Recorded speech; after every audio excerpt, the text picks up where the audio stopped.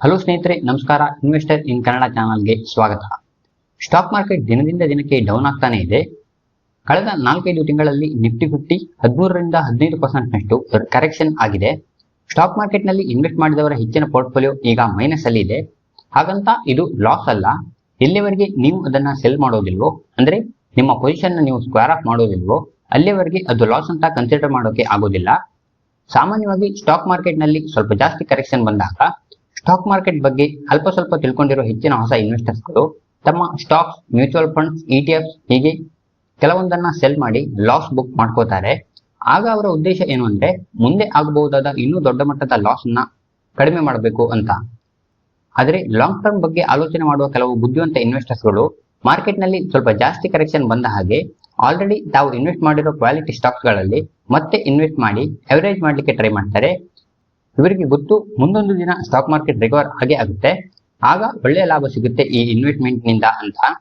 ಸಾಮಾನ್ಯವಾಗಿ mutual fund ನಲ್ಲಿ SIP ಮಾಡುವವರ ಗುರಿ ಏನಿರುತ್ತೆ ಅಂದ್ರೆ ಲಾಂಗ್ ಟರ್ಮ್ ಅಲ್ಲಿ ಒಳ್ಳೆ ದುಡ್ಡು ಮಾಡಬೇಕು, ಒಂದು ದೊಡ್ಡ ಮಟ್ಟದ ವೆಲ್ತ್ ಕ್ರಿಯೇಟ್ ಮಾಡಬೇಕು ಅಂತ.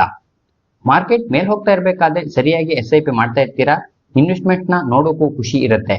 ಆದ್ರೆ ಯಾವಾಗ ಮಾರ್ಕೆಟ್ ಅಲ್ಲಿ ಕರೆಕ್ಷನ್ ಬರುತ್ತೋ ಆಗ ಇನ್ವೆಸ್ಟ್ಮೆಂಟ್ ನಲ್ಲಿ ರಿಟರ್ನ್ಸ್ ನೆಗೆಟಿವ್ ಬರುತ್ತೆ. ಆಗ ಟೆನ್ಷನ್ ಜಾಸ್ತಿ ಆಗುತ್ತೆ, SIP ಮಾಡ್ಬೇಕಾ ಬೇಡವಾ ಅನ್ನೋ ಕನ್ಫ್ಯೂಷನ್ ಶುರು ಆಗುತ್ತೆ. ಆದರೆ ಒಂದು ನೆನಪಲ್ಲಿ ಇಟ್ಕೊಳ್ಳಿ, ನೀವು ಸರಿಯಾಗಿ ಸ್ಟಡಿ ಮಾಡಿ ಒಂದು ಬೆಸ್ಟ್ ಮ್ಯೂಚುವಲ್ ಫಂಡ್ ಸೆಲೆಕ್ಟ್ ಮಾಡಿದ್ದೆ ಆದ್ರೆ ನೀವು ಯಾಕೆ ಮ್ಯೂಚುವಲ್ ಫಂಡ್ ನಲ್ಲಿ ಇನ್ವೆಸ್ಟ್ ಮಾಡ್ತಾ ಇದ್ದೀರಾ, SIP ಯಾಕೆ ಸ್ಟಾರ್ಟ್ ಮಾಡಿದ್ದೀರಾ, ನಿಮ್ಮ ಗೋಲ್ ಏನು ಅಂತ ನೀವು ನೆನ್ಪಿಟ್ಕೊಳ್ಬೇಕಾಗುತ್ತೆ.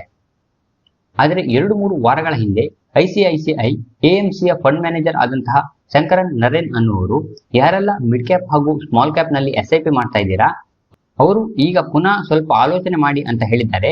ಇಂಡೈರೆಕ್ಟ್ ಆಗಿ ಮಿಡ್ ಕ್ಯಾಪ್ ಹಾಗೂ ಸ್ಮಾಲ್ ಕ್ಯಾಪ್ ನಲ್ಲಿ SIP ಮಾಡ್ತಾ ಇದ್ರೆ ಸ್ಟಾಪ್ ಮಾಡೋದು ಒಳ್ಳೇದು ಅನ್ನೋ ಅರ್ಥದಲ್ಲಿ ಹೇಳಿದ್ದಾರೆ. ಯಾಕಂದ್ರೆ ಲಾರ್ಜ್ ಕ್ಯಾಪ್ ಗೆ ಕಂಪೇರ್ ಮಾಡಿದ್ರೆ ಮಿಡ್ ಕ್ಯಾಪ್ ಹಾಗೂ ಸ್ಮಾಲ್ ಕ್ಯಾಪ್ ನಲ್ಲಿ ತುಂಬಾ ದೊಡ್ಡ ಮಟ್ಟದ ಕರೆಕ್ಷನ್ ಬಂದಿದೆ.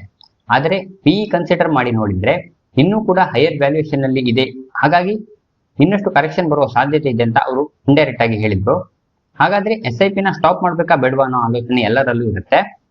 ದೊಡ್ಡ ದೊಡ್ಡ ಇನ್ವೆಸ್ಟರ್ಸ್ ಗಳ ಪ್ರಕಾರ ಮಾರ್ಕೆಟ್ ಕಂಡೀಷನ್ ಹೇಗೆ ಇರಲಿ, ಯಾವುದೇ ಕಾರಣಕ್ಕೂ ಮ್ಯೂಚುವಲ್ ಫಂಡ್ಸ್ SIP ನ ಸ್ಟಾಪ್ ಮಾಡಬಾರ್ದು ಅಂತಾನೆ ಇದೆ. ನಂದು ಕೂಡ ಸೇಮ್ ಒಪಿನಿಯನ್. SIP ನ ಕಂಟಿನ್ಯೂ ಮಾಡ್ತಾ ಹೋಗಿ. ನೀವು ಸ್ಮಾಲ್ ಕ್ಯಾಪ್, ಮಿಡ್ ಕ್ಯಾಪ್ ಹಾಗೆ ಲಾರ್ಜ್ ಕ್ಯಾಪ್ ಹೀಗೆ ಯಾವುದೇ ಮ್ಯೂಚುವಲ್ ಫಂಡ್ ಗಳಲ್ಲಿ ಇನ್ವೆಸ್ಟ್ ಮಾಡೋಕ್ಕೂ ಮುಂಚೆ ನಿಮ್ಗೆ ಗೊತ್ತಿರುತ್ತೆ ಸ್ಮಾಲ್ ಕ್ಯಾಪ್ ನಲ್ಲಿ ರಿಸ್ಕ್ ಜಾಸ್ತಿ ಇರುತ್ತೆ, ಹಾಗೆ ರಿಟರ್ನ್ಸ್ ಕೂಡ ಜಾಸ್ತಿನೇ ಇರುತ್ತೆ. ಮಿಡ್ ಕ್ಯಾಪ್ ನಲ್ಲಿ ರಿಸ್ಕ್ ಸ್ವಲ್ಪ ಕಮ್ಮಿ ಇರುತ್ತೆ, ಹಾಗೆ ರಿಟರ್ನ್ಸ್ ಕೂಡ ಸ್ವಲ್ಪ ಕಮ್ಮಿ ಇರುತ್ತೆ. ಅದೇ ರೀತಿ ಲಾರ್ಜ್ ಕ್ಯಾಪ್ ನಲ್ಲಿ ರಿಸ್ಕ್ ಕಮ್ಮಿ ಇರುತ್ತೆ, ಹಾಗೆ ರಿಟರ್ನ್ ಕೂಡ ಕಮ್ಮಿ ಇರುತ್ತೆ ಅಂತ. ಈ ರೀತಿ ರಿಸ್ಕ್ ಮತ್ತು ರಿಟರ್ನ್ ಬಗ್ಗೆ ನಿಮಗೆ ಗೊತ್ತಿದ ಮೇಲೆ ನೀವು ಶಾರ್ಟ್ ಟರ್ಮ್ ವಾಲಟಿಲಿಟಿ ಬಗ್ಗೆ ತಲೆ ಕೆಡಿಸ್ಕೋಬಾರ್ದು. ಹಾಗೆ ನೋಡಕ್ ಹೋದ್ರೆ ಮಾರ್ಕೆಟ್ ಡೌನ್ ಅಲ್ಲಿ ಇದ್ದಾಗ SIP ಮಾಡೋದ್ರಿಂದ ನಿಮ್ಗೆ ಒಂದು ರೀತಿ ಅಡ್ವಾಂಟೇಜಸ್ ಇರುತ್ತೆ. ಉದಾಹರಣೆಗೆ ನೀವು ABC ಅನ್ನೋ ಮ್ಯೂಚುವಲ್ ಫಂಡ್ ಅಲ್ಲಿ ಪ್ರತಿ ತಿಂಗಳು 5,000 SIP ಮಾಡ್ತಾ ಇದ್ದೀರಾ ಅಂತ ಅನ್ಕೊಳ್ಳಿ. ಈ ಮ್ಯೂಚುವಲ್ ಫಂಡ್ಸ್ ಗಳಲ್ಲಿ ನಿಮಗೆ ಇಂತಿಷ್ಟು ಅಂತ ಕ್ವಾಂಟಿಟಿ ಅಥವಾ ಯೂನಿಟ್ಸ್ ಅಲಾಟ್ ಆಗೋದು NAV ಆಧಾರದ ಮೇಲೆ. ಜಸ್ಟ್ ಇಮ್ಯಾಜಿನ್ ಮಾಡ್ಕೊಳ್ಳಿ, ನೀವು ಆಗಸ್ಟ್ 2024 ಈ ಮ್ಯೂಚುವಲ್ ಫಂಡ್ ನಲ್ಲಿ SIP ಸ್ಟಾರ್ಟ್ ಮಾಡಿದ್ದೀರಂತ. ಆಗ ಮಾರ್ಕೆಟ್ ಮೇಲೆ ಹೋಗ್ತಾ ಇತ್ತು, NAV 250 ಇತ್ತು. ನಿಮ್ಮ SIP ಅಮೌಂಟ್ 5,000 ಡಿವೈಡೆಡ್ ಬೈ 250 ಮಾಡಿದ್ರೆ 20 ಯೂನಿಟ್ಸ್ ಅಲಾಟ್ ಆಗುತ್ತೆ. ಸೆಪ್ಟೆಂಬರ್ ಅಲ್ಲಿ ಮಾರ್ಕೆಟ್ ಮೇಲೆ ಹೋಗಿ NAV 275 ಆಗುತ್ತೆ. 5,000 ಡಿವೈಡೆಡ್ ಬೈ 275 ಅಂದ್ರೆ 15 ಆಗುತ್ತೆ. ಅಕ್ಟೋಬರ್ ನಿಂದ ಮಾರ್ಕೆಟ್ ಡೌನ್ ಆಗೋಕೆ ಶುರು ಆಗುತ್ತೆ, NAV ಪುನಃ 250 ಆಗುತ್ತೆ. ಆ ತಿಂಗಳು 20 ಯೂನಿಟ್ಸ್ ಅಲಾಟ್ ಆಗುತ್ತೆ. ನವೆಂಬರ್ ನಲ್ಲಿ ಕೂಡ ಮಾರ್ಕೆಟ್ ಡೌನ್ ಆಗುತ್ತೆ, NAV 240 ಆಗುತ್ತೆ, ನಿಯರ್ಲಿ 21 ಯೂನಿಟ್ಸ್ ಅಲಾಟ್ ಆಗುತ್ತೆ. ಡಿಸೆಂಬರ್ ನಲ್ಲಿ ಕೂಡ ಮಾರ್ಕೆಟ್ ಡೌನ್ ಆಗುತ್ತೆ, NAV 225 ಆಗುತ್ತೆ, 22 ಯೂನಿಟ್ಸ್ ಅಲಾಟ್ ಆಗುತ್ತೆ. ಜನವರಿಯಲ್ಲಿ ಕೂಡ ಮಾರ್ಕೆಟ್ ಡೌನ್ ಆಗುತ್ತೆ, NAV 220 ಆಗುತ್ತೆ, 23 ಯೂನಿಟ್ಸ್ ಅಲಾಟ್ ಆಗುತ್ತೆ. ಫೆಬ್ರವರಿಯಲ್ಲಿ ಕೂಡ ಮಾರ್ಕೆಟ್ ಡೌನ್ ಆಗುತ್ತೆ, NAV 210 ಆಗುತ್ತೆ, ನಿಮಗೆ 24 ಯೂನಿಟ್ ಅಲಾಟ್ ಆಗುತ್ತೆ. ಒಂದು ವೇಳೆ ಹೀಗೆ ಮಾರ್ಕೆಟ್ ಇನ್ನೂ 2-3 ತಿಂಗಳು ಡೌನ್ ಆದ್ರೆ NAV ಕೂಡ ಕಮ್ಮಿ ಆಗುತ್ತೆ, ಆದ್ರೆ ನಿಮ್ಗೆ ಜಾಸ್ತಿ ಯೂನಿಟ್ ಅಲಾಟ್ ಆಗುತ್ತೆ. ಹೀಗೆ ನೀವು ಮಾರ್ಕೆಟ್ ಡೌನ್ ಇದ್ದಾಗಲೂ ಕೂಡ SIP ಮಾಡ್ತಾ ಹೋದ್ರೆ ನಿಮ್ಮ NAV ಎವರೇಜ್ ಆಗ್ತಾ ಹೋಗುತ್ತೆ.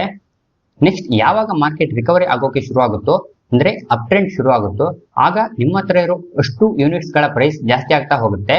ನಿಮ್ಗೆ ಆಗಿರೋ ಲಾಸ್ ಆದಷ್ಟು ಬೇಗ ರಿಕವರ್ ಆಗುತ್ತೆ.